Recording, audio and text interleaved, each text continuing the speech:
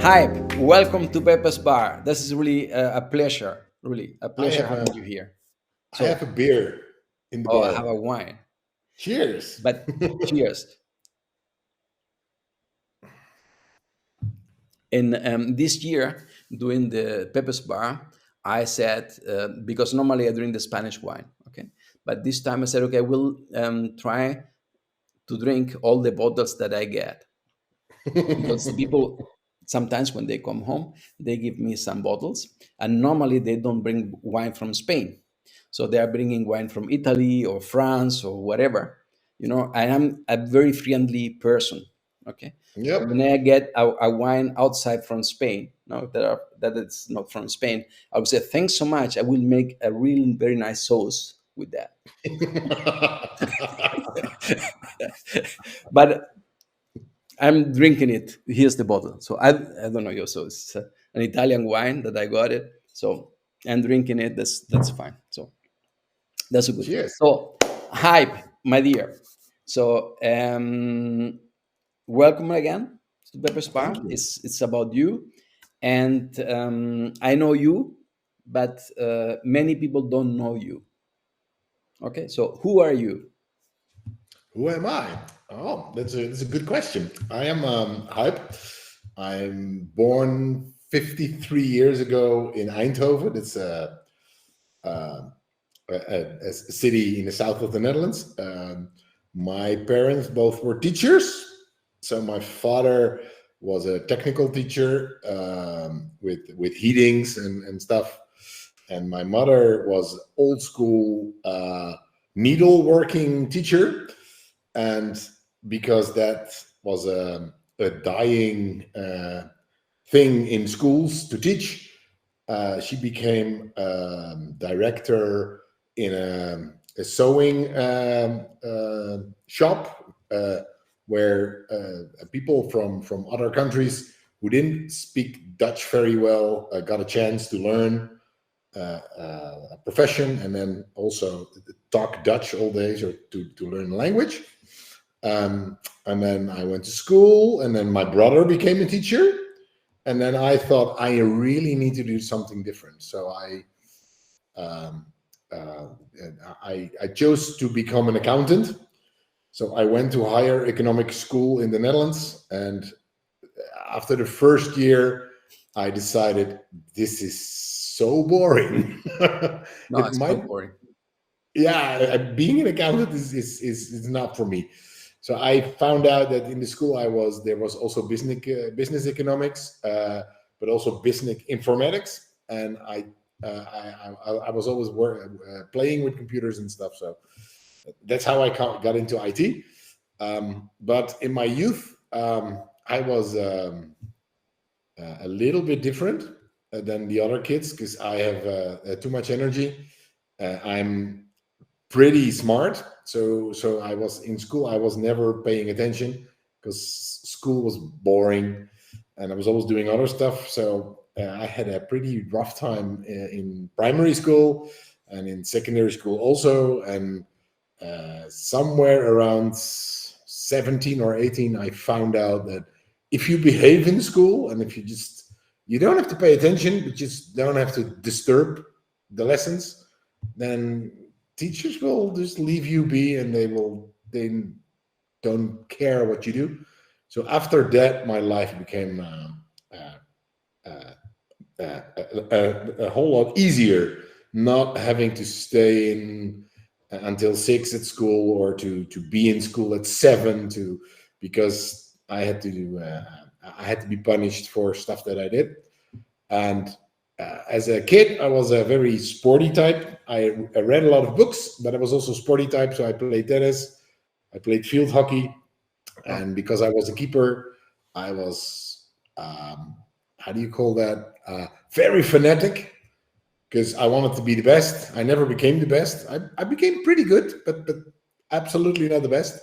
So that was and while I was 16, 17, I found out that there's beer and cigarettes and girls, and then being sporty all the time wasn't fun anymore. So I quit. That's a bit of my youth. I lived in the south of Netherlands, in the Eindhoven surroundings. I We left Eindhoven when I was 3 months old, but I lived always in the south. So I'm what they call in the Netherlands Brabander, and you can't really hear it in my voice. But if I'm tired or uh, excited, then people can hear my little accent, and they say, "Ah, you're from the south." And in the south, we have carnival, just as in Germany. And I was a fanatic carnival party goer. And then somewhere when I was, I don't know, 27 or something, I joined a brass band where I learned to play trombone. So I'm a pretty musical guy. You've seen that. You've seen me on stage with a trombone. You've seen me on stage with a band. I'm currently learning to play the guitar, which is pretty difficult when you're not 7 years old. So yeah, that's me, I guess.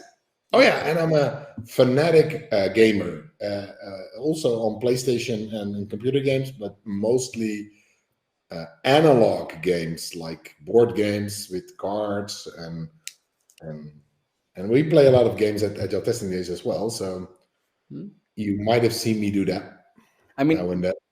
with the things that you are telling me, we can spend the whole time here talking, because I Absolutely. will. There are some. I just make some notice for myself. So the first one is about your mother. So she was sewing, and can you do Mhm. that too? I learned to use a sewing machine from my mother, but that's quite a while ago. So I think I still can do it, but I can't do the setup. So putting the needle in and the thread, and I wouldn't know how to do it.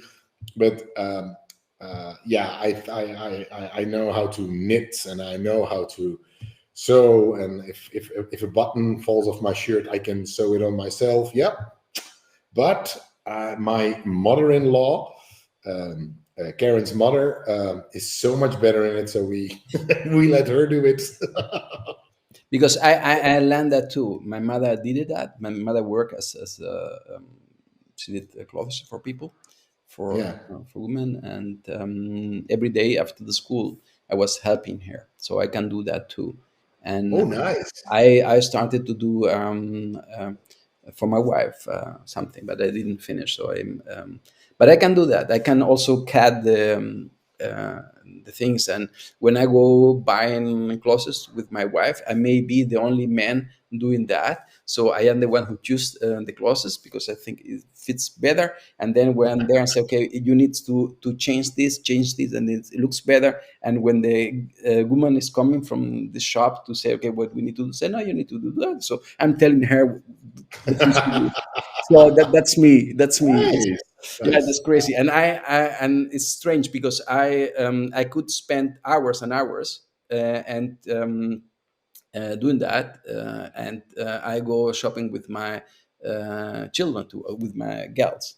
So, and I am the crazy one because when we were there, I'm bringing all the time clothes, and they said, yes, nice, but we cannot buy all of them. I said, yes, yes, we can buy all of them. Oh, nice. Because it's wonderful. It's always a pity that I am not a woman, because it's not that we are, or it's not a problem nowadays, but it's not my style, let's say in that way. But I love that. I love that. So the other part is, you said that your parents were a teacher, your brother's a teacher, and you didn't want to become a teacher. You're Yeah. wrong, but you're But I wrong. became a teacher. You are teaching all the time. I know, I know, I know. So it's we have a Dutch saying where it says the blood goes where it can't go, and that what's happened to me. It's I never wanted to become a teacher, and then I became a teacher. But I'm not a school teacher. I teach adults, professional adults. But yeah, we have my You brother can and I call have it discussions whatever about you that. But want. You can call it whatever you want, but Mhm. the apple So, didn't fall down away from the trunk. So yeah, but it's my whole in my whole family, from my mother's side. I One of my uncles was a teacher in my school. And another brother of my mother was a teacher. He also taught me because I was in his school a year. At my father's side, his brother is a teacher. His father was a teacher. So there are teachers everywhere. okay. So the other part is energy, because I Yep. think still today, because I wonder always about you, because you are always full of energy, and Yep. this is really like that. This is um, very nice to see that, and I hope that you keep this energy forever, because Yeah. it's very nice to see, because you are one of the signs that you have is at that point you could be a Spanish guy, because you are so loud, you are too loud. Maybe you have Spanish genes, I don't know. Yeah. Who know? I don't know. I never checked Or it. we have Dutch genes, it could be too. Yep.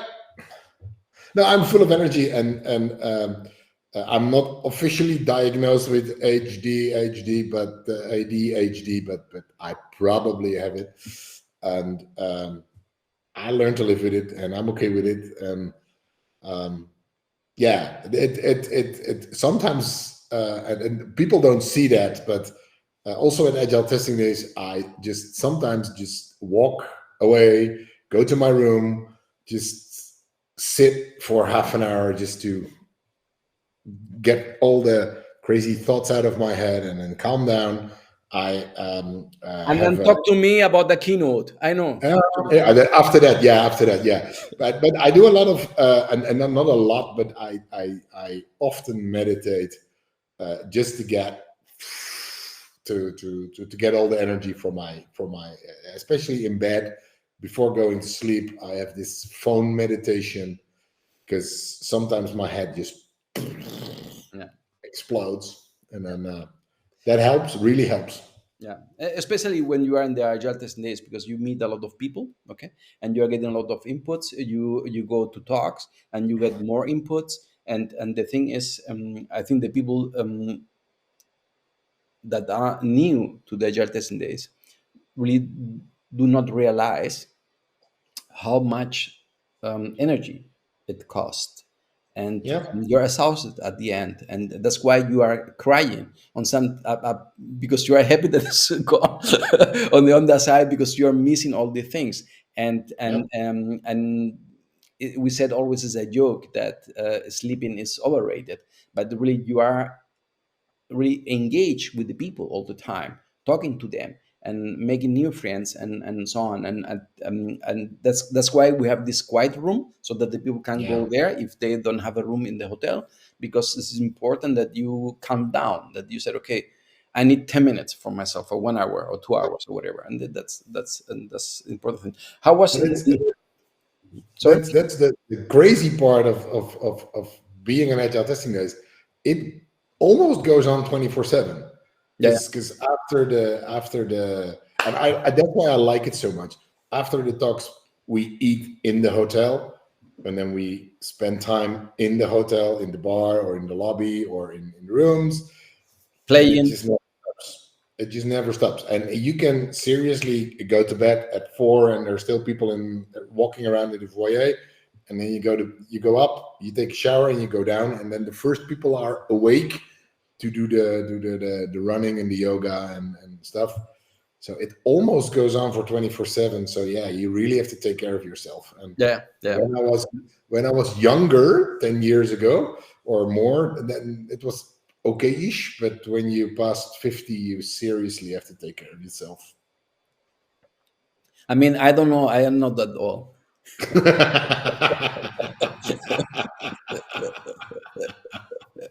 I'll talk to you in a couple of years. Yes, yes, yes, yes. So going back to the school, how was in the school when you are loud, when you are full of energy, when the teachers do not understand you, and at that time, I mean, I remember the school also in my time, and the teacher were totally different. For example, when I Yeah. was a child, I don't know how it was in the Netherlands, but in Spain, if you do not behave, the teacher will hit you. Well, that luckily we didn't have that. Although I had one teacher who couldn't absolutely deal with me, so he and then I did something wrong probably, and then he wanted me to apologize, and I said no, I don't apologize, and he said okay, you're gonna stand in the hallway until you apologize. So every 1 or 2 hours he came to me and he asked me, "Are you ready to apologize?" No. So after 4 days being in the hallway, um, I went home and on Friday, and then my parents asked me like, "What did you learn this week?" And I said, "Nothing." "Oh, didn't you pay attention?" I said, "No, no, no. I was in the hallway." "You weren't in the hallway all week." I said, "I was in the hallway almost all week."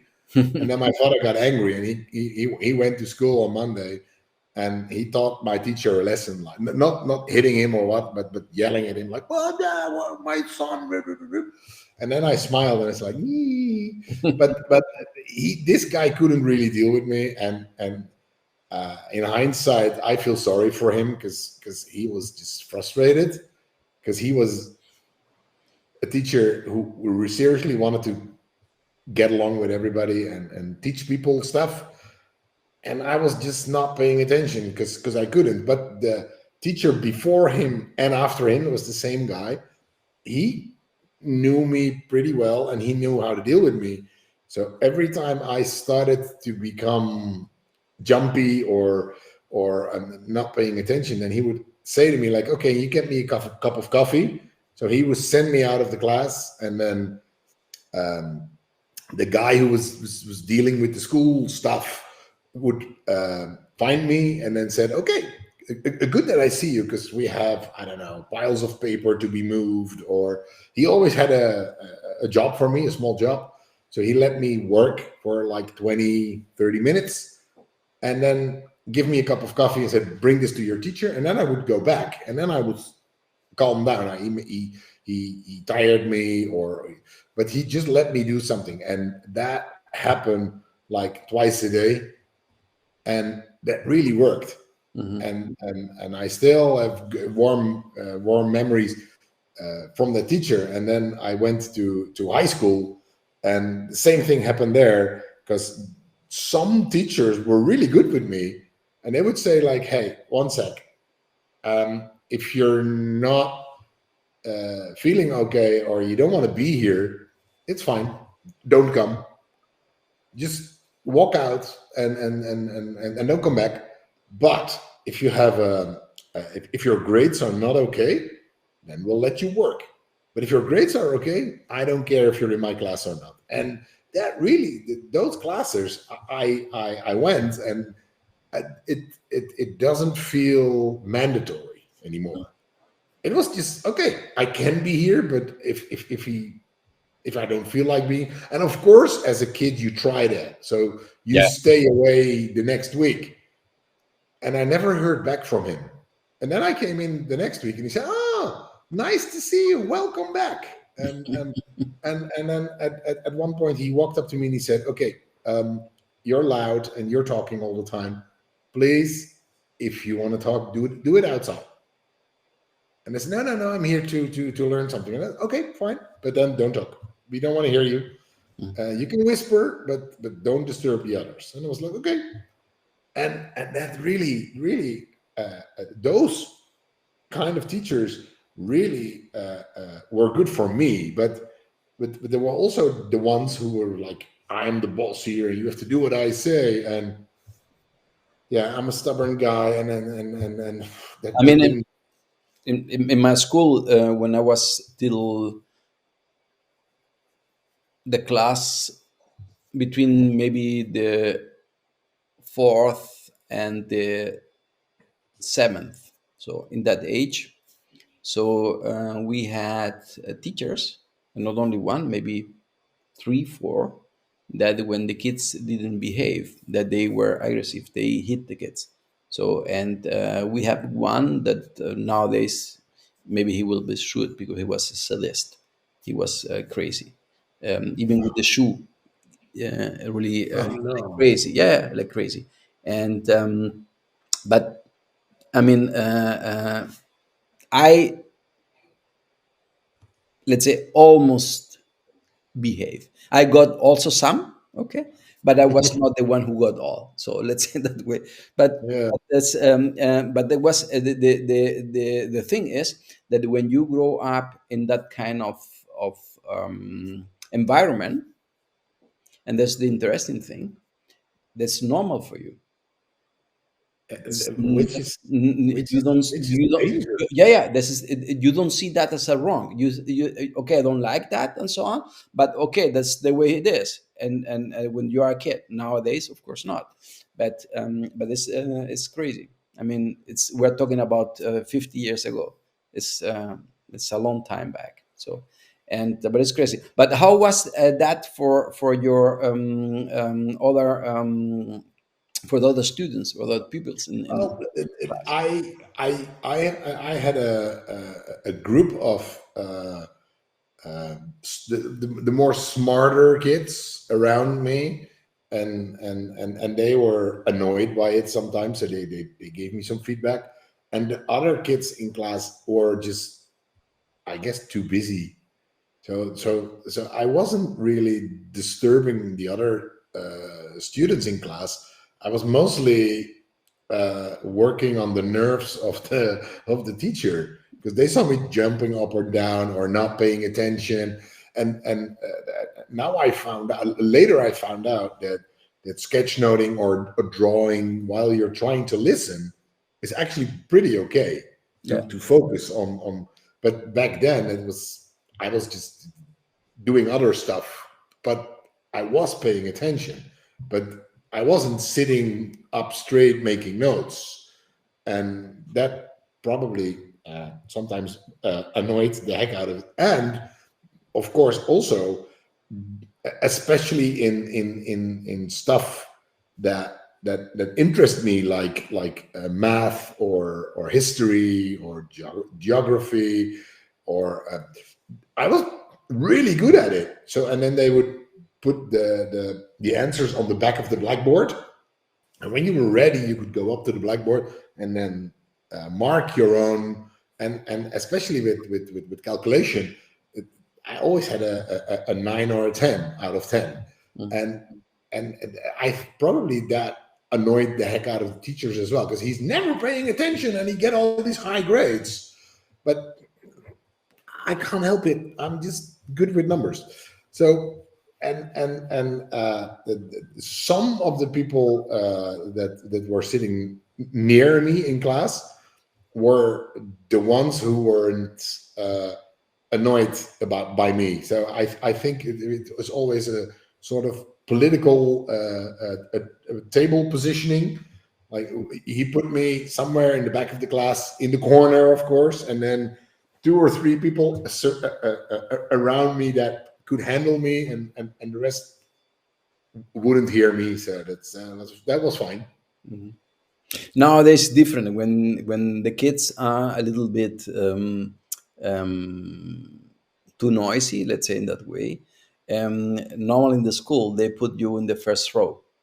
Yeah, They can control you, and they I mean, nowadays the school have changed so much. And if I see the school where my kids are going, that's amazing. And especially, I think when the kids have special needs, and you needed that, you yeah, special needs, just that you have your time, or that they allow you, or they can deal with you with things, that is okay. We There is a certain time frame or window where you can learn, and then you need a break, you need to do yeah. something else. And of course, I think nowadays is easier because the people understand that and they can deal with that. But Yeah, but they work also with computers and stuff, so they can. And a son of a friend of mine is gifted, so he's always, well, pretty fast with the stuff he does, and he doesn't need a lot of attention from the teacher, but he needs distraction from his brain. So his teacher lets him watch YouTube videos in class when he's done with his homework, and when all his work is done, he can, I don't know what he's watching, probably uh, not the stuff about games or whatever, but I don't know. But he lets him relax and while not disturbing the others. Yeah. Because my math teacher in high school was excellent at doing that. He just gave me problems to solve, and Yeah. he said, "This is probably too difficult for you because it's a university exam or something, but you try to solve it." And then he could keep me busy for 3 days, and I wouldn't talk. I was like, "Arr, I need to solve this," Mm. because that And that that's really how it is done today. Nowadays, when they yeah, see that the kids needs more attention in that sense because they are too quick and so on, so just to keep them in, so they make a differentiation between the kids without saying anything. So you are already ready. Okay, you get extra exercises, and so I keep you busy 10 more minutes or 15 minutes that I need, that our kids needs, and so on. yeah, And that's the important thing. And on the other side, I was talking to Rosy Sherry about homeschooling, and I think yeah, that especially for kids that needs special attention. Okay, I think that if you as a parent has the time, is amazing because you can deal with your kids. You know exactly what he or she needs, and try to do that because I mean I have 4 kids, and the 4 kids are totally different. Okay. yeah. Um, Well, in modern school, the son of a friend of mine I talked about, he also gets assignments to help the other kids. So when he's done, they let him coach or mentor the other kids, and that started when he was 8 or 9, and that made him important, feel important. yeah, of course. And I think that's also if they had done that with me when I was younger, that probably would also helped. So I would like to talk to you about Cool. communities, because we are in many different communities involved here and there and so on. How important are these communities for you? Very, very, very. I when Rosie started Ministry of Testing, um, I was one of the first to contact her. Like, this is amazing. I want to be part of your community. So she invited me, and I was at the first test bash. We have in the Netherlands have a couple of communities. I founded my own community with Elizabeth and Huib and Sanne, and before that there were some other people involved. And I think we need communities, all kinds of different communities, because I'm in many communities. I'm also online in board game community, and I brew beer. So I'm in a beer brewing community, and I go to prog rock concerts, and that's a sort of community of like-minded people, and the really thing is also when you walk around with a musical instrument, it doesn't matter if you can really play it, but other people who can play instruments will come to you, and you can talk about music all day. Yeah, So those are communities. or they And will play with you. Yeah, yeah, yeah, well, yeah. but but the thing with communities is that I wouldn't be where I am now without all those communities that I've been part of, because there are so many amazing people that I've met at conferences, but also in meetups, but also in trainings, that I still communicate with, and especially work wise, I know so many people that if I have a problem, there's always somebody around that I can call. And the amazing part is, and I always say it to everybody, like, hey, if you need advice on something, call me.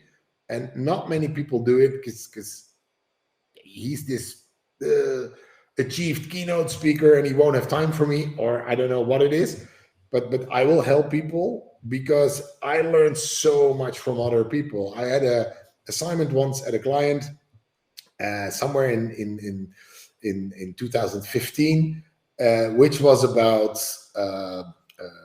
a data warehouse and testing that. And I didn't know anything about it, but I remember that I was in America, and this guy Jacob, he said, if you have a problem, call me. And I was okay. So I sent him an email and I said, I need your help. And he said, okay, let's work on this. And he worked with me for 6 weeks, 2 nights for me, nights for him, afternoons or mornings, a week. So 1-2 hours, and he taught me everything I needed to know to be successful in that assignment. Wow. And that's amazing. And it's just a guy I met at a bar, at a conference. We were talking, and I can't remember. We talked about a book or something we had in common, and we became sort of friends. And then he said, if you have and then I told him about my new assignment, and he said, oh, there's so much I can help you, and just don't hesitate to call me. And I thought, okay, I'll call you. And then he started helping me, and not 1 or 2 hours. It was I think he helped me for over 20 hours. And then I asked him, like, okay, can I send you some money or a present? He said, no, no, no, no, no. Community. And that's the But amazing you're part. giving also a lot of things back. Yeah, but it's giving and receiving. That's Yeah, the of course. beauty about communities. And you don't have to always give. Sometimes you just listen, be there, feel safe, uh, and observe. And sometimes you do a lot because you always have, of course, have people that drive a community. And the only thing that I learned over the years, and if you would ask me like 10 years ago, I was sometimes a bit too fanatic and judgmental about other people. And True, not be, true, true, true. absolutely, yeah, absolutely. And I But learned you from get that. older. But you get older, my friend. No, I but can tell you. also you learn about that it's just it doesn't help anybody. I, Okay, so we don't agree. I can tell Who you. I cares? mean, I can tell you. When I found the company, 1998, we were consultants. Okay, consultants. It's not the meaning that we have today. I'm sorry for the consultants today. So when I'm sorry, yeah, when you're a consultant, yeah, and getting very good rates and so on. So you, I don't know how do you say this in English, yeah, but you have to be more than secure. You have to be loud. The people has to know that you have the knowledge. So Yep. and I remember that I mean I was the project leader for a very big project at the Justice in Germany, and my counterpart were um, uh, IT subsidiary of Siemens, and I was also in charge for the whole testing part in the project, and we found an error, and I knew because I at that time there were no internet. Okay, we are talking Mhm. about 1996. Okay, or so, and oh, 97, something like that. So before I found the company, I worked already as consultant. And I remember that I went to a bibliothèque and I said, okay, there's something with the processes on the Unix level. So and they are calling this function, okay, or this system call. So let me see what it is. And then in the book stand, okay, there is in this system call there's an error. Really, they stand in the book. So Uh-huh. and I was there and said, okay, so let me know, are you doing that? Are you calling this? Is this the system call you're using for that? Because we have a process balancing that they program, and when they where it was more last, so they call more processes, and then where less last, they shut down them and so on, and it didn't work properly. And so it was crucial for this system, and at the end, so they need to pay a penalty for that. And I remember sitting in a very big round table, maybe for 30 people, and I was the leading guy, and I was really very unfriendly. I apologize today for that. Yeah, But but you going learn. back for that time is, I think it was normal to be a little bit pushy. Nowadays Yeah, it's easier, but yeah, I yeah, understand you. I am with you, my dear. yeah. So I keep learning, and um, uh, yeah, I was. You get older, but also I seriously found out. Yeah, cheers. I And cheers. seriously found out that that um, being respectful and friendly, but still giving people feedback works. And uh, I sometimes get feedback from other people like, "Ew, that wasn't very nice the way you worded it," and then I just I mean, go to those people and I talk to them like, "Hey, are you okay? I didn't mean it." And I mean, so I know you from for a very long time, yeah, and I think that you were always gentle, and I think you were always, even in the way, because I think that you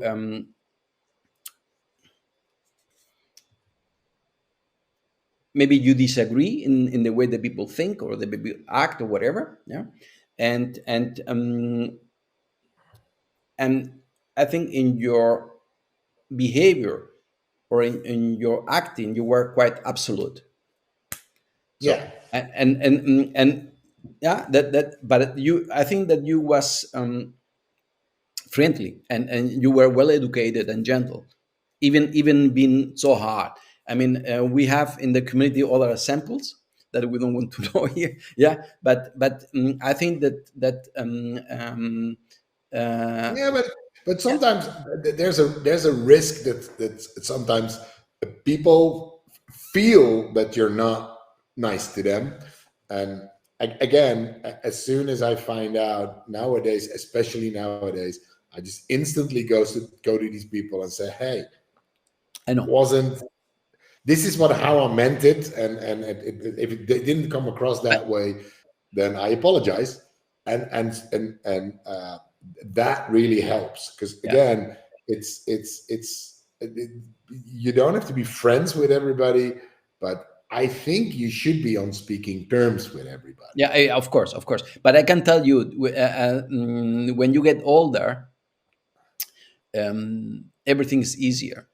So you don't need to jump into anything. So it's really, And I think that's true. Yeah, really, yeah, really, you are more relaxed. Even with my kids, I mean, I have four kids. The two are small, and I said to my wife, when the too small goes into poverty, I will say always yes to everything. So I am out of any conflict. So I'm too yeah. old. I am too old for the conflicts. That's Well, okay. that's interesting that you say it because I have had a teacher over 30 years ago who was he taught organization stuff, but he also did after school training for people, and he called it um, insecurity reduction. And uh, I didn't really understand it. I was in one or two of those classes, and I was like, I don't get it. And now 30 years later, I see what he was trying to teach. Because if you just take out all the stress and frustration and just say like, hey, if you're happy with it, do it. It's the same with my bonus daughter. I was married a couple of years ago with Karen, and she brought her back then 21-year-old daughter, and of course she doesn't clean her room, and she leaves. This afternoon, because she works in the evenings, when I came home, there was a frying pan on the fridge, of on the cooking device, completely dirty, and she didn't clean it. And I was like, you know what? I'll clean it. So I cleaned it and I put it away without getting frustrated.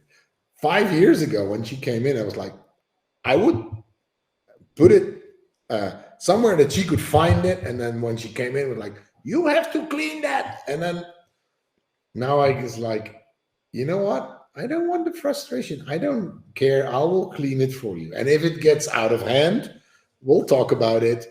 But most of the times I But just I lift my can tell shoulder. you that the kids change. And for example, my older son, he was not in his room, but when he cook anything here, because he likes also cooking, and then he let everything there. So, but Yeah. nowadays he clean everything, and if we have cooked and still didn't take everything into the dishwasher or whatever. So without telling him anything, he just stay and clean the kitchen. And I said, Yeah. yes. So that's fine. That's fine. That's good. And I mean they get also older, and that's fine. So that's the things. So related to communities, I don't know if you are religious. Are you religious?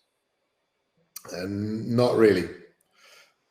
As in, um, um, I don't believe in a God, but I believe there's something there.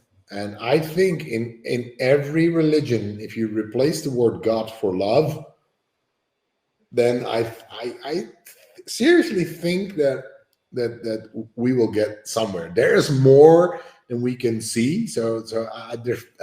And especially my wife, she is into Reiki, Okay. and she can even do it while not being in the same room with a person.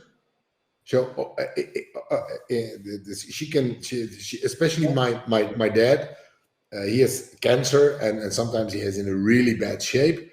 And then Karen does Reiki with him from a distance. So he lives 30 miles away, and it helps. Yeah. And he doesn't even know that she does it, because his wife calls Karen from, can you help him?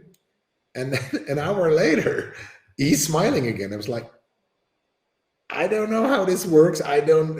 Mm. If you would have asked me 5 years ago before I met Karen, I would say it's total bullshit, and it's I don't know, it's Yeah. bullshit. Nobody believes in We, that. I know that So, I know that from Qigong. I know that from Qigong that people can send you energy. yeah, That's and I don't know how it works, but it's I mean amazing. I mean So no, I'm my not religious. my knowledge is so little. There's something that when you get older you get that too. Yeah, That your knowledge is quite little. There's a lot of people outside with so much knowledge, but even their knowledge are little too, but they don't know yet. But it's really yeah. it's huge. Well, Yeah. because about religion, my former girlfriend before my wife, we were together 16 years, and her father is a referent. So I got really close to religious communities, and I never really joined them. But there's one thing that um, going to church, I tried it, and it's just not for me. But seeing, because I love uh, passionate people, and this man was passionate about God, And when you talk to this man, he had beautiful stories, and I Yeah. was like, wow, it's amazing. Especially, I sometimes envy him still, because it must be amazing to believe that there's a force called God that you worship, and he will take care of you during life, but also after life. Yeah, I mean, That- I'm really jealous about people who believe and really. It yeah, doesn't matter which kind of God, and they believe and they really behave in that way and so on. Because I do not believe, and sometimes when I see, I mean, there is a lot of friends of mine who are really quite religious. Doesn't matter if they are from Israel or from India or from Morocco or from Spain, even that they or from Germany too. That they believe and they have different gods, and they and for myself, when I said okay, I far away from that. So that's interesting. Based on this and coming to your life, are you seeking for something in your life, or do you have everything you need? that's a good, very good question. I recently joined a new company, and they asked me this question as well, like, are you ambitious? Is there something you want to achieve? And if you would have asked me like 10 years ago, I would have told you I want to do a keynote on a big international conference. I want to be rapid software testing teacher. I want to do this. I want to do blah blah blah. And nowadays, yes, I'm still ambitious, as in I want to be good at what I do. But am I searching for a purpose in life? No. I know that when I get old and maybe I retire, um, I probably will still learn. Maybe I will do a, I don't know, online course or a psychology or something, because then you have the time to do those things. Because now I don't have the time to do it. But I have a very broad interest, and there's so much to learn. But I used to make plans, and I think you should have a plan in your life. But the plans become more vague when you get older, I guess. I don't really care about being. Uh, I don't have specific goals. I just want to do fun work. So this year at Agile Testing Days, I do a tutorial with Paul because I love teaching with him. That will be amazing. But I also do two fun sessions, one with Paul, with the great Dalmuti, and one with Bart, the jack of trades. That's as amazing as doing stuff on topic. And I remembered when Agile Testing Days was doing the World Cup, Uwe asked me like, "Hey, would you be the reporter going around the room and asking questions?" I said, "Nah, that's not content wise. I won't learn from that." And nowadays, I would say, "Oh, fun! That's so much fun to do. Let's do that," because there were so many. So it changed. So yes, I am still ambitious. I want to be good at what I do, but most of all, I just want to be. Uh, Stressless, happy, healthy, um, do fun stuff, spend more time at home, uh, and not more time as in being all at home all the time. But if you're at home, uh, spend quality time with the people that you live with. Mm. And that's hard enough sometimes. But I have amazing people because I live with my wife and her daughter, and I think we are a nice little family. We have good conversations, and Merel has a girlfriend, and she comes over a lot, and we played games recently, and we had fun. But after that, we talked about financials and all those things, For the life. and I was like, wow, she's only 25. When I was 25, I was still in school studying and I was drinking, and I fuck the world, and You cannot compare. You cannot no, compare. no, It's it's so another different. generation. This is another generation. It's they That, talk about different stuff, and they're yeah, yeah, yeah, way more serious yeah, about yeah, yeah, certain things, and yeah. yeah. They don't even laugh about our jokes. It's Yeah. it is like it is. It is like it is. Really. Yeah. Did you have a mentor in your life? Oh, I had many. One of the most important ones is still a good friend. We eat what's it called? Tosti, croque monsieur, fried bread with cheese and ham inside Yeah. it. Okay. Yeah. Yeah. French The toast with yeah. I love it. Yeah, I love that. and we do that at least once a year, and he taught me some valuable lessons, not on content stuff, but more on how to be successful at work, and how to communicate, and how to uh, making communicate better with show your work, and I learned so much from him that I think I owe him a lot. And but I also had I like to work with people like you and Uwe, and because why you give me honest feedback. Uh, you give me an opportunity, and then we do it, and if you don't like it, I'll get honest feedback, and if you like it, you say I like it, but, and there's always a but, because it can always be better. Yeah. There's I don't believe in that what we do is perfect. I think it is. I You, think it is fair to give because you can give feedback friendly, yeah, and I think that it's important to tell the people. I remember the first keynote that you did with Alex. You remember when you played trombone and Alex yeah, things, and when you asked for a keynote, I said, okay, we go to the Netherlands testing days. You can run there, and then let's see if this is going well, so you can do it in Germany, so in the biggest one. So I remember that you were there, and it was okay.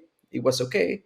But then after that, I took you and said, okay, it was okay, but this, yeah, that, and then let's go to Germany, because I think that that's important, and I think that.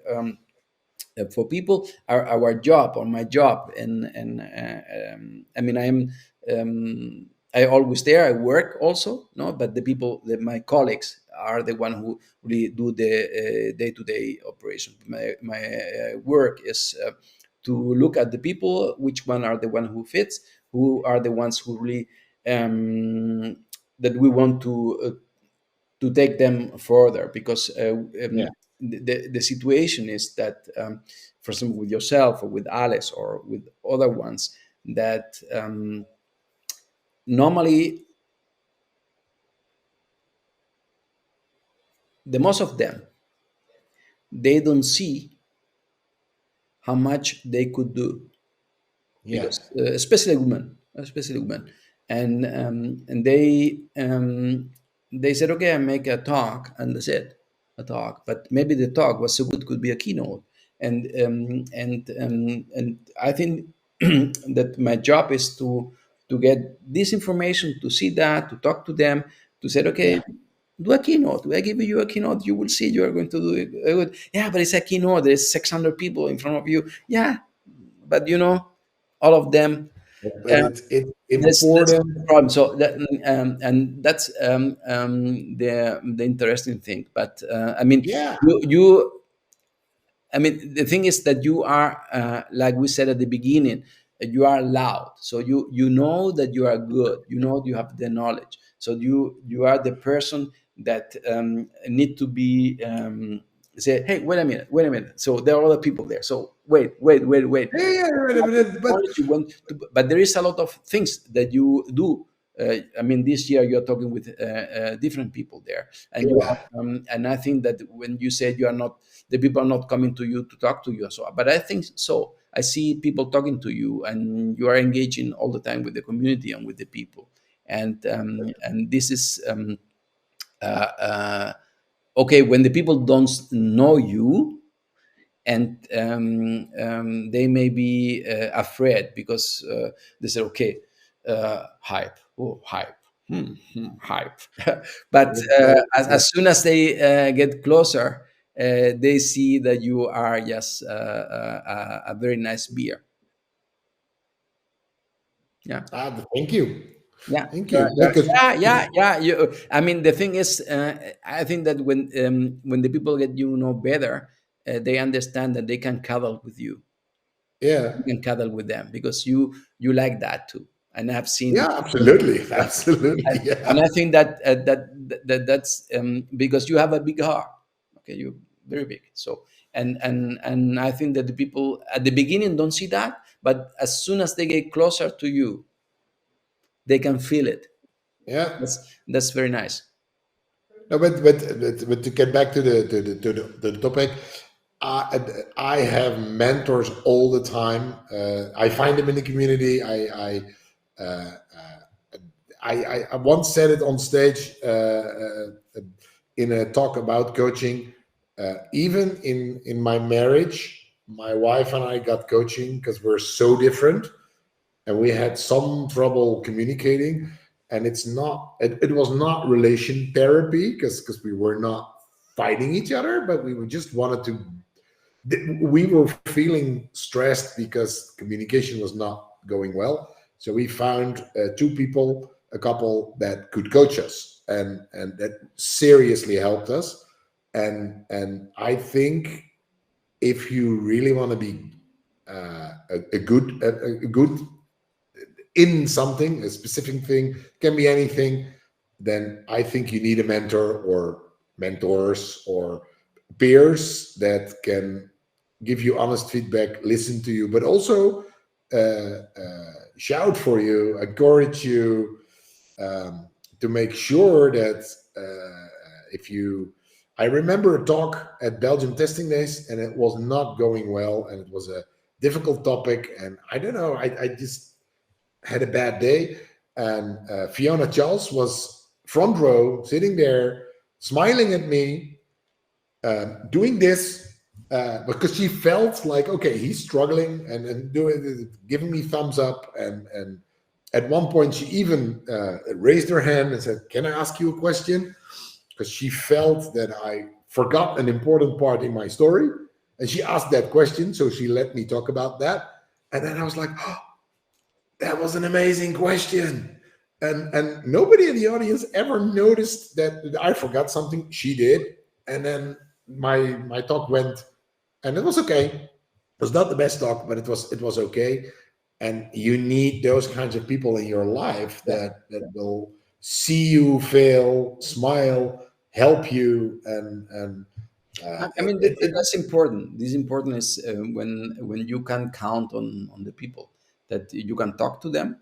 Of course, they can help you, and when also when you ask for help, that they are there, because I think yeah, that's the most important thing.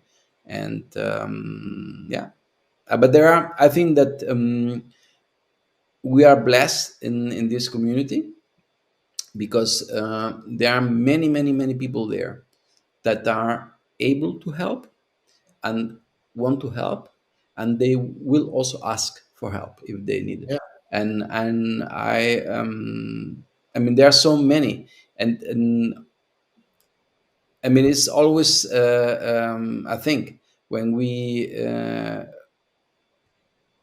at the Agile testing days, and when we meet, and when we talk to the people, and especially when we leave and the days after that, and it's always a crazy feeling, and I don't want to miss, even if there are. Um, I mean, we all are a little bit different, okay, but many of them could be mentors, and yeah, you yourself, you could be for many people, you could be a mentor too, because yeah. And I think I have a lot of am. knowledge, you have a lot of experience also for the life. Yeah, but the thing is, and in my former company, we made a sort of couples. So I asked people. we asked people, because it was not only driven by me, but like a market. So what can you give other people, and what are you searching from other people? So it was a market of give and take, and then you find out that even the least experienced people can be a mentor in some topics, not all, but and I really think, especially in sports, look at professional sport people. They have 5 coaches, one for the condition, one for technique, one for this, one for that. And in our professional lives, we say, no, no, I don't need a coach. And it's like, it's pretty stupid, because Or the easiest way to learn is to find somebody who can help you. yeah, I mean, for me, there is a clear sample of always learning and moving ahead, and this is Lisa Crispin, and Lisa Crispin. I mean, he's not 53 anymore, like Oh, you, no.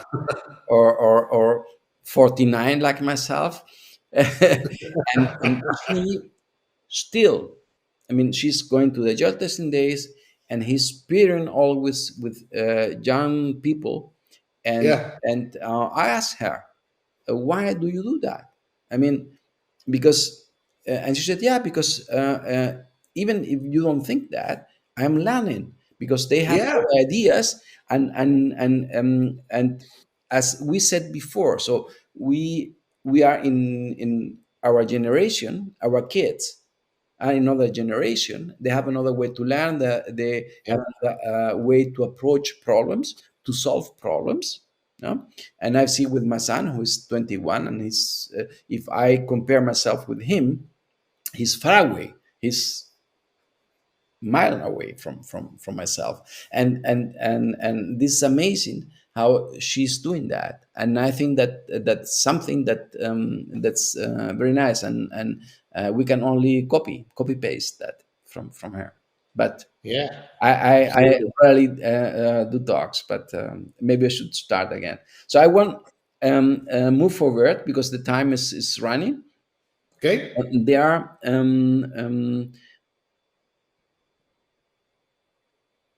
two questions related to this. First is when you have doubts in your life, what do you do? That's To a whom good question. to whom do you go? Well, that's a very good question, because although people think I always know what I'm doing, I have a lot of doubts, but I don't really show them, because I suffered from the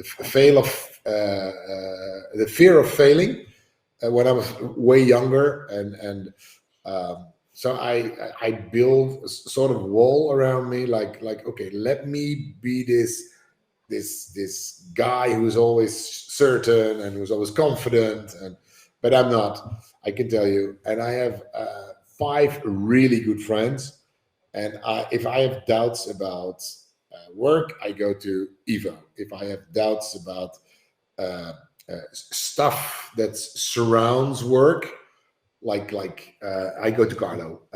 When I have doubts about stuff that go deep and I really need somebody to listen and not advise me, I go to Geert. He's my old roommate, and he knows me through and through. And he can listen for 1.5 hours without saying a word, only saying, yeah, okay, and ask some questions. And then in the end, he says, tough story. So what are you going to do? And then by telling him, I sometimes solve my own problems. So I have different friends where to go to with different doubts. But one of my biggest sources of if I seriously don't know what I'm doing, of course, my wife it's also very good at, is my father, and if I don't know what to do, I will ask him, and then he will tell how he dealt with it in his life. and it doesn't resemble my life, but it always is a source of hmm, interesting, interesting.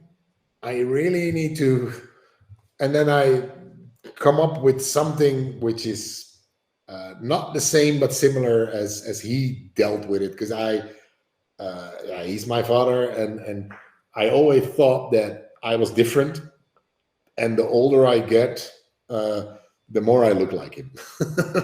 I mean, there is, yeah. I mean, you are part of that. I mean, he gave you a lot, and you cannot deny where you coming from, and and that's it. I mean, it takes too long to tell the story, but I know someone who is was 30 years saying and not contacting his father and being away, and his father was really the worst person in the world and so on. And then I met him and I said to him, but you are like your father, no less, no more. You behave or you do the things and you're thinking and all the things is like him. So, and it was a surprise for him, but that's the life. That's the thing. Yeah, so I mostly go to people. That's one thing I learned, especially from work. Um, I used to be very stubborn and very competitive and hard to myself, not to other people, because I don't care about. I not always want to win, although I enjoy winning, but I more and more enjoy being part of doing something. So when we're playing a game, I don't want to win. I just want to have a good time. And if I have a good time, I don't care who wins. Yeah. And that's the same with. But I learned to ask for help, and I really had to learn that. And when I learned that, now as soon as I am in doubt, I will talk to somebody and say, "Hey, I have this strange thing in my head. Help me." And I have a financial advisor, a legal advisor. I have all kinds of advisors around me, and I have my network. That's why I love community so much. I have many mentors, so there's always somebody who talk to. And on a personal level, I just told you that I have a lot of a group of really good friends that I can talk to, and I spend a lot of time in my car driving, and then I will call them and say, "Hey, I really need to talk to you. Do you have half an hour for me?" And then I tell them my story, and then I get advice, or again, by telling somebody the story, 5 out of 10 times it solves itself. Okay. Hype, if you could meet the young Hype again, Yeah. what would you tell him? Well, I had a series of depressions when I was, I don't know, I was suffering from low self-esteem and failure fearing. And one of the things that I would tell him is that, and I tell my bonus daughter that, because she's also sometimes suffering from self-doubts and stuff. It's like, just believe in yourself. It doesn't matter who you are, what you do, what you look like, uh, as long as you learn to respect yourself.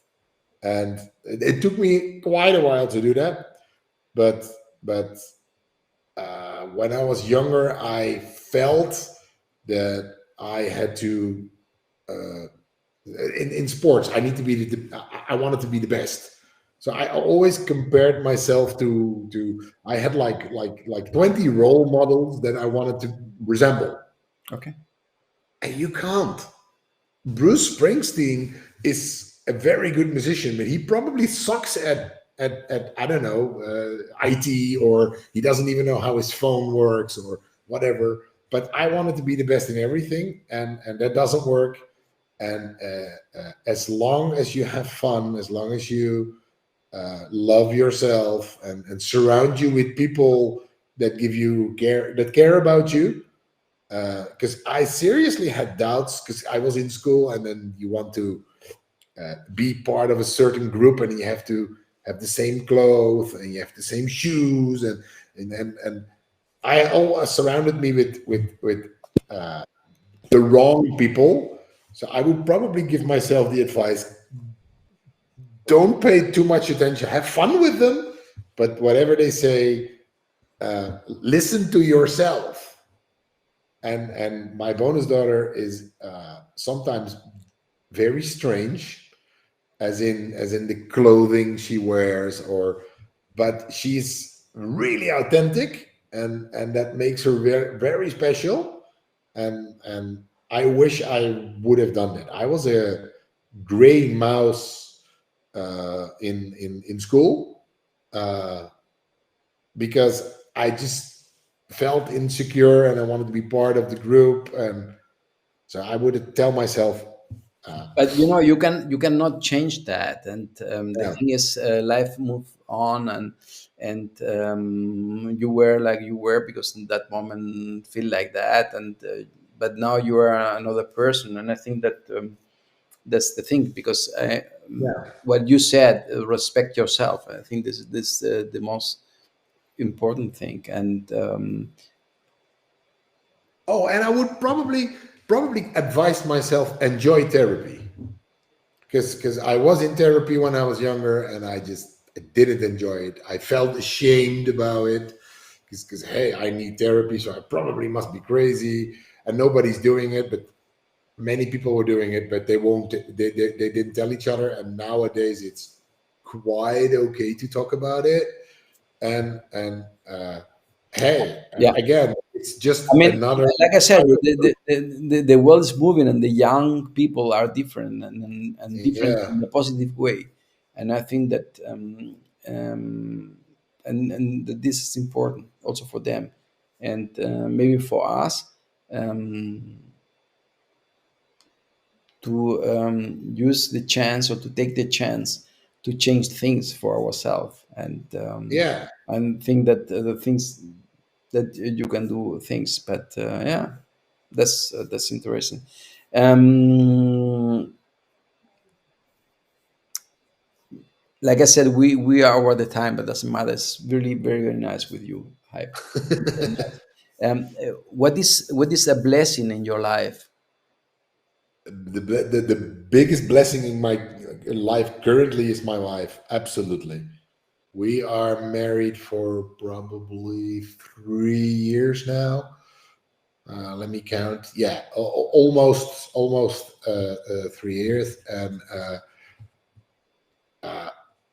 I used to have, and it's not about her. It's probably mostly about me. But my former girlfriend, she's an amazing woman, but we were always, I don't know, not really in fights, but there was always tension. I don't know how it's. And I had this colleague, and he said to me, "I never fight with my girlfriend. I never. We don't even.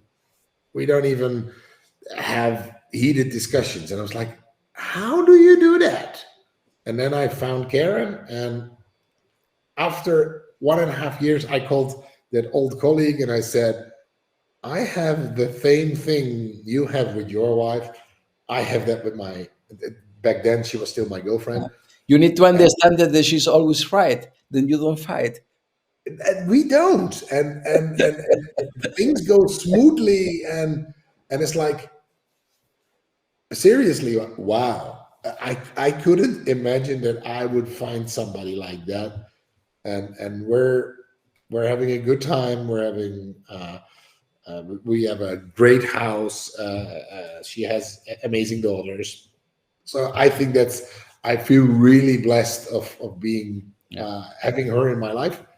And the other part is what I feel really blessed is that um, I think I have an amazing a group of friends. I have a really nice family, a family-in-law that also is like, wow, my mother-in-law, my father-in-law are amazing people. They're getting old, so it's sometimes really hard to communicate with them, but it's fine. and and of course I am sort of successful in my work, and and I still enjoy what I'm doing. So um, yeah, I'm doing pretty good, I guess, and I'm happy. And I what I told you earlier is I don't have ambitions. I won an award. I did a keynote. Uh, what else can I ask for? Yeah, a dinner in my place. Yeah, maybe I want your job. Yeah, You're let me welcome. I think, mean, let me I'm think not. about that. I can tell you there is also a time where I'm not there anymore. So and that's it. And I mean, and I always I mean, I love what I'm doing, and Yeah,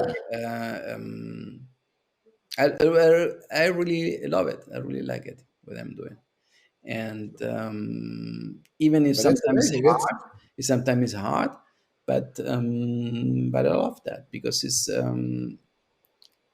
I think that I'm living a dream because I like party. I like party, and I like the party in that way because it's fun and it's stress free. You know, it's stress free.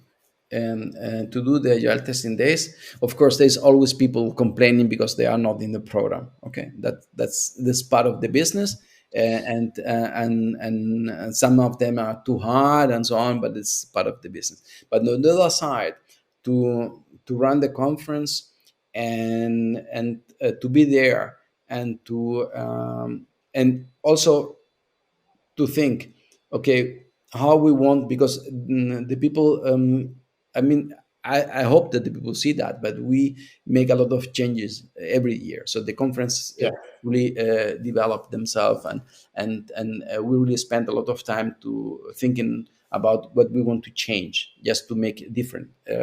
On one of the things, because we get copy, and the copies are always bad, but it's okay. And but the thing is, we want to move ahead, and to spend the time there with the team, to create a program, and then to be in the conference itself and to see, for example, of course, not everything in the conference run 100%. That's the thing, but the most of the things, and to see that the things are successful, and then we have the party, and I mean, the whole conference is a party, and is of course we need to work and work a lot, but it's stress free because everybody behaves, and we have people from 47 countries, yeah. and this is amazing because everybody behaves. It doesn't matter where are your religion, your sex, your orientation, whatever you think. So everybody's there, and we are in the unicorn world, and everybody is having fun. And after Las Vegas, it's Las Vegas, and nothing happens, and everything is okay. So, my dear, we are at the end, and we are now with some questions that I like to close the bar. Okay, Okay, it was very nice. Hi, really, really, thank I you. appreciate so I much. enjoyed it as I well. really appreciate so much your time. So, we start with the first one. This is, what is your favorite drink? Beer, Beer. What kind of and beer? mostly sweet dark beer. So but you can't drink it all the time. But if I'm watching a movie on a Saturday evening, I really like barrel aged beers. So that's uh, mostly Russian imperial stouts or quadruples, uh, put in whiskey bars and then put away for a year. They're expensive. They're very high in percentage, but I love them. So yeah, Okay. That's my favorite drink. And if I'm not drinking beer, then I drink a lot of tea. Okay. Okay. For you, get this special question. What is the favorite song that you play in your trombone? On the trombone, Peter Maffay do. Yeah. Yeah, Number that's five. Yeah. Okay. we played it with my band, and I really enjoy playing that. Yeah, Okay. If you could choose three people to spend a nice evening in a bar yeah, in front of a fireplace and yeah. drinking beer, wine, whatever, and just talk about anything, which person? Okay, if I can, one of them is not alive anymore, but I would choose Barack Obama, Nelson Mandela, and probably Richard Feynman, the American. He also has been dead a while. Nobel Prize winner and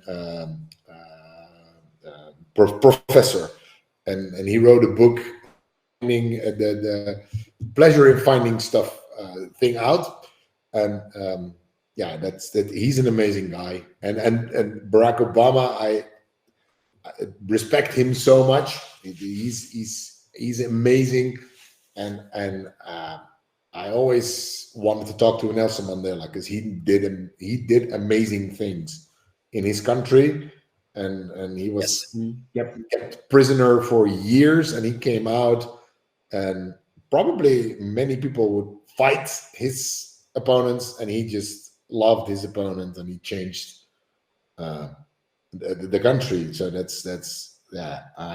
I would really want to listen to their stories. Like, these people changed the world. Yeah. So Yeah. Of I'm course. Yeah. and if Richard Feynman is not available, then I'll ask Steve Jobs, Yes. because he's also a weirdo, but he's a very interesting weirdo. Yeah. I have a meeting with yesterday with a friend of him, Steve Nice. Jobs. Yeah. Mm. Yeah. That was yeah, interesting. Yeah. Yeah. A German guy, Cool. by the way. Yeah. So, uh, um, is there something that you finally want to confess, my dear? Um, No one is hearing. let me think. Do I have a confession to make? Well, not really. No, I think I'm pretty open, and uh, I think many people. I don't have a Do you real have a secret. There's do you have a scene? a scene. Yeah. No, Oh my God. no. There's one. It's not a confession, because, but the first keynote you talked about, Alex and I practiced it the afternoon before we had to go on stage, and she invited me in her hotel room to practice.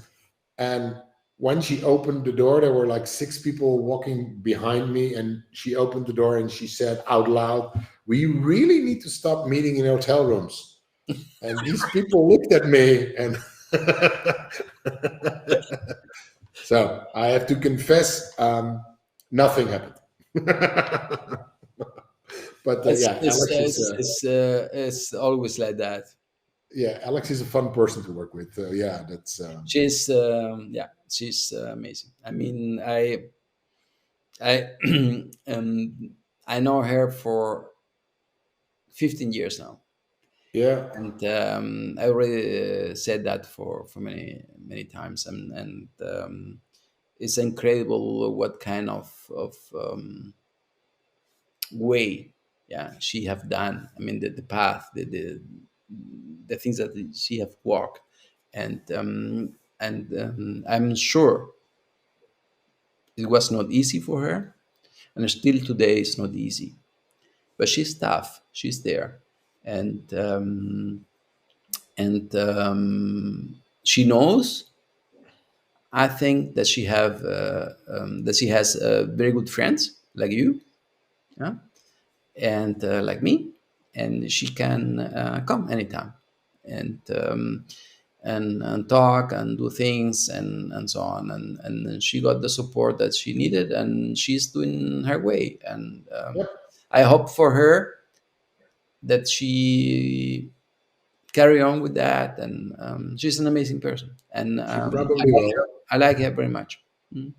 And I'm happy to be on stage with her again this year. Yeah, Woohoo! yeah, yeah. She's always amazing. So the last question, my dear, and then I release you for the night. Mhm. What is the best place on earth? Um, that depends what you want to do, but a conference wise, it's Potsdam. Absolutely. Um, I think for a holiday, Berlin's pretty good. Sydney is amazing. I like San Francisco a lot. And to just sit down and watch a movie, it's my couch, I guess. Yeah, especially when my wife and her daughter are on that couch, which they are now. But that's a good place to be. And one of the best places, and that's when I'm alone in my car. I can just, I love it. I can do whatever I want, sing, play music, Think. do nothing, think. And I once said that on stage. At work, I sometimes hide on the toilet just to get away from everybody so that nobody can talk to me. And I just sit there and just The story, sometimes I the do. story repeats themselves, no? So like in the Yeah, but sometimes you have to, especially when you're in an organization coaching people, you're constantly helping others, and sometimes you just have to have some time to process or think or just calm down yourself. So yeah, several places, but and probably soonish, my dad will also be an amazing place to be.